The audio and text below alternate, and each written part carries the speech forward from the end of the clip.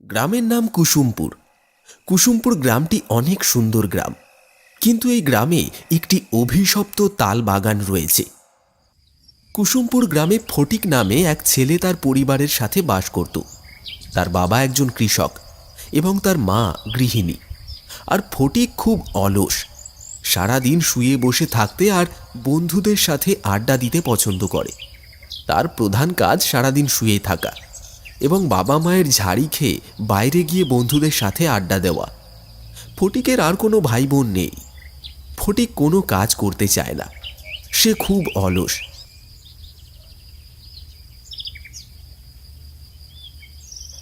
একদিন ফটিকদের বাড়িতে রান্না করার জন্য কোনো বাজার ছিল না। সেদিন ফটিকের বাবারও ফিরতে রাত হবে। এখন কি হবে?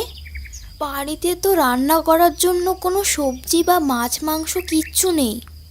সবাইকে তো না খেয়ে থাকতে হবে।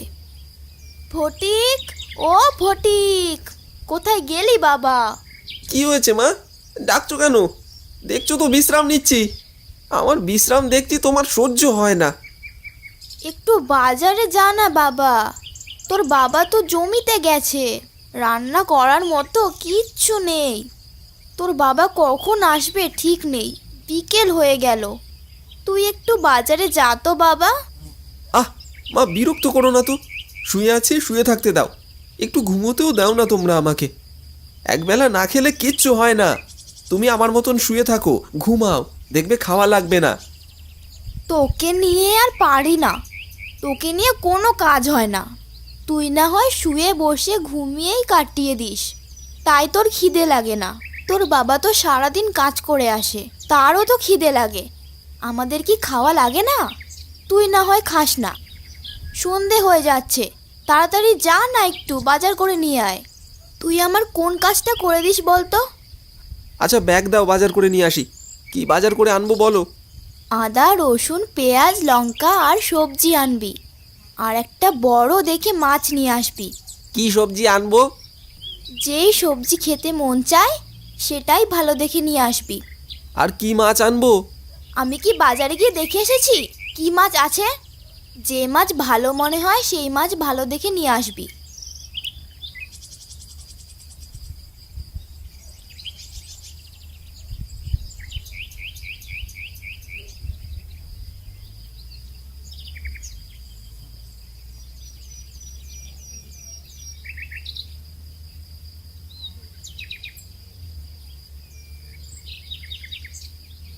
কি রে কুম্ভকর্ণ, তুই হঠাৎ বাইরে? তোকে তো খুঁজেই পাওয়া যায় না, সারাদিন অলসের মতো শুয়েই থাকিস। তো কি অবস্থা, কেমন আছিস? আরে মজা করিস না তো। বাসায় বাজার নেই, তাই মা জোর করে বাজারে পাঠালো। চল আমার সাথে বাজারে গেলে চল, বাজার করে নিয়ে আসি। আচ্ছা চল, কি কি কিনবি? আর বলিস না, অনেক কিছু। আমি যে তোর সাথে যাব, আমাকে কি খাওয়াবি? আগে চল তো। আচ্ছা, আমি এখানে বসে একটু বিশ্রাম করে নেই। তুই যা, আমার হয়ে বাজারটা করে নিয়ে আয়। না না না না না না না, ওসব হবে না। আমি যাব, তবে তোকেও যেতে হবে। তুই এত অলস কেন বলতো?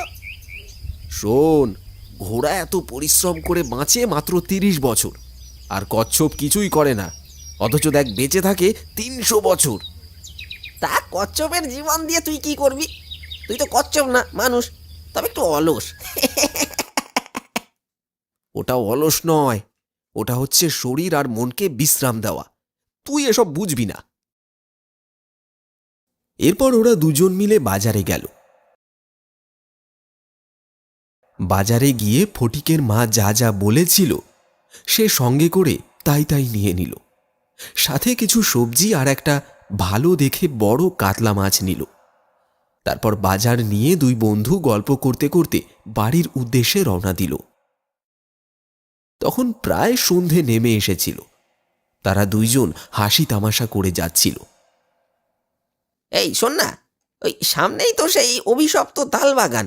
ওই দিক দিয়ে সন্ধ্যার সময় যাওয়াটা কি ঠিক হবে? আরে কিছুই হবে না, চল তো, সোজা তাড়াতাড়ি বাড়ি যাই। এত সুন্দর একটা গ্রাম কুসুমপুর, সেখানে এই অভিশপ্ত তাল বাগান না থাকলে কি হতো? এই তাল গাছটা কেটে দিলেই তো হয়। এখান দিয়ে নাকি রাতের বেলা যাওয়া ঠিক না, এখানে প্রেত আত্মারা থাকে। গাছটা কেটে দিলে তো সব সমস্যার সমাধান হয়ে যায়। ও তাল গাছ কাটা লাগবে না, এত কষ্ট করে গাছ কাটবে কে? তার থেকে বরং তাড়াতাড়ি চল, কিছু হবে না। কিন্তু যদি কিছু হয়, চল না আমরা বড় রাস্তাটা দিয়ে যাই। একটু সময় লাগবে কিন্তু যাওয়া তো যাবে। আরে ধুর, বেশি দেরি হলে মাছটা পচে যাবে, মা আবার আমাকে কথা শোনাবে। চল না, আমি বলছি কিচ্ছু হবে না। আমার একদম তাল বাগান দিয়ে যাওয়ার ইচ্ছে নেই। অমন করিস না, যাই না বড় রাস্তা দিয়ে। আহা, অত ভয় পেলে চলে? কিচ্ছু হবে না, দেখিস। তুই একটা ভীতু ডিম। আমাকে দেখ, বীরের মতন কেমন তাল বাগান পার করি। মানুষ যে কেন তাল বাগানকে এত ভয় করে। নে, চল চল চল। ইস, কি বাজে দুর্গন্ধ। আরে সব খাবার মনে হয় বের হয়ে যাবে রে এবার। ছ্যা, ছ্যা, ছ্যা, ছ্যা, ছ্যা, ছ্যা, ছ্যা। ইস, কেন যে এদিক দিয়ে এলাম। পাচালা পাচালা, চল আমরা তাড়াতাড়ি তাল বাগানটা পেরিয়ে যাই। কারা যেন এইদিকে আসছে। মাছ মাছ গন্ধ পাচ্ছি। এরপর ওরা ওদের সামনে একটা বড় দড়ি দেখতে পেল। তারা সেই দড়িতে হাত দিয়ে দেখল দড়িটা অনেক খসখসে এবং দুর্গন্ধযুক্ত। তারপর তারা উপরে তাকাতেই দেখল একটা ডাইনি চুল ছেড়ে দিয়ে দুই তাল গাছে পা দিয়ে বসে আছে। তাদেরকে দেখে ডাইনি মিটমিট করে হাসতে থাকে। তারপর ফটিক ও তার বন্ধু ডাইনিটাকে দেখতে পেয়ে ভয়ে দৌড়ে পালাতে লাগলো। এটা দেখে ডাইনি আরো জোরে হা হা করে হাসতে লাগলো।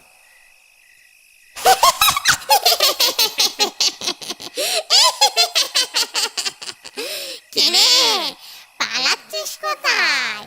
তোরা জানিস না সন্ধেবেলা ভয়ে কেউ এখান দিয়ে যায় না, তারপর আবার হাতে মাছ নিয়ে।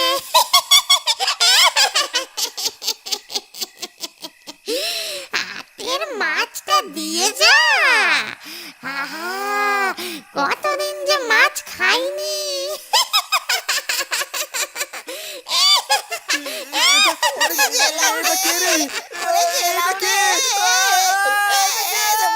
এই দৃশ্য দেখে তারা দুজনেই অনেক ভয় পেল এবং ফটিক ও তার বন্ধু সেখানেই জ্ঞান হারিয়ে ফেলল। তারপর সেই ডাইনি তাদের থেকে মাছটা নিয়ে মাছটি খেয়ে ফেলল। এদিকে রাত হয়ে যাচ্ছে, তাও ফটিক বাড়ি ফিরছে না দেখে তার মা চিন্তিত হলো। এর মধ্যেই তার বাবা বাড়ি ফিরল। ফটিককে তো সেই বিকেলে বাজার করতে পাঠিয়েছি, এখনো তো ফিরলো না। একটু দেখো তো কি হলো। কি বলো? আচ্ছা দাঁড়াও দাঁড়াও, খুঁজে আসি। অভিশপ্ত তালবাগানের রাস্তা তো ভালো না। একা যাবে? যদি তোমার কিছু হয় আমিও আসবো তোমার সাথে। ছেলেটাকে জোর করে পাঠালাম, জানি না কি হলো। বড় রাস্তার দিকে যেতে হবে, চলো চলো। আরে তোমার ছেলে তো ও বড় রাস্তা দিয়ে কখনো আসবে না, তালবাগানটা দিয়েই আসবে। আমি গিয়ে দেখছি, তুমি ঘরে থাকো। আমার বড্ড ভয় করছে গো, কোনো বিপদ আপদ হলো না তো? আহা, আমি যাচ্ছি তো, তুমি অপেক্ষা করো। আর শোনো, চালে ডালে দুটো না হয় বসিয়ে দাও, আমি ওকে নিয়েই বাড়ি ফিরবো। ঠিক আছে, দুগ্গা দুগ্গা। ফটিকের বাবা ফটিককে খুঁজতে বের হলো। ওদের খুঁজতে খুঁজতে তালবাগানের ওখানে গিয়ে দেখল ফটিক আর তার বন্ধু অজ্ঞান হয়ে পড়ে আছে। তারপর তার বাবা ফটিক ও তার বন্ধুকে নিয়ে গেল। ওদের জ্ঞান ফেরার পর সমস্ত ঘটনাটা ওরা খুলে বলল। এই ঘটনা শোনার পর থেকে গ্রামবাসীরা কেউ আর ওই তালবাগানের দিকটায় সন্ধ্যার সময় যেত না।